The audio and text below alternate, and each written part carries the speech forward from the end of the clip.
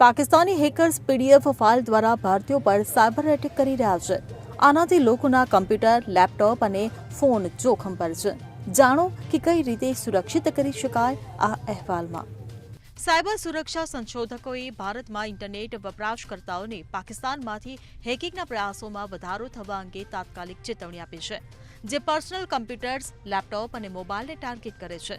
ભારતીય અધિકારીઓએ પુષ્ટિ આપી છે કે તેમણે છેલ્લા કેટલાક દિવસોમાં પાકિસ્તાન તરફથી અનેક સાયબર હુમલાઓને નિષ્ફળ બનાવ્યા છે। હેકર્સ પહેલગામ આતંકવાદી હુમલા અંગે રિપોર્ટ અને અપડેટ નામથી પીડીએફ દસ્તાવેજો દ્વારા હેક કરી રહ્યા છે। આ દસ્તાવેજ ભારત સરકારની સત્તાવાર વેબસાઇટની હુબહુ નકલ હોવાનું કહેવાય છે, પરંતુ તે દૂષિત ફિશિંગ ડોમેન્સ સાથે જોડાયેલ છે। આ ફાઇલ ડાઉનલોડ કરીને ખોલનારા વપરાશકર્તાઓને તેમના ડિવાઇસ સાથે જોખમ વધી જાય છે।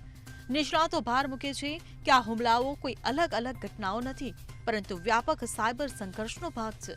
ભારતીય સંરક્ષણ, સરકાર અને મહત્વપૂર્ણ માળખાગત ક્ષેત્રોને લક્ષ્ય બનાવતા પાકિસ્તાન સમર્થિત સાયબર ઝુંબેશમાં તીવ્ર વધારો થયો છે। થોડી સાવચેતી દ્વારા બચી શકાય છે, જેમ કે અનસોલિસિટેડ ઇમેલ્સ અને સંદેશાઓથી ખૂબ સાવધ રહો। કોઈપણ પીડીએફ ફાઇલો અથવા દસ્તાવેજો ડાઉનલોડ કરતા પહેલા અથવા ખોલતા પહેલા તેમની અધિકૃતતા ચકાસો। કોઈપણ સંવેદનશીલ માહિતી દાખલ કરતા પહેલા વેબસાઇટના યુઆરએલને 2 વાર તપાસો। ખાતરી કરો કે તે કાયદેસર છે।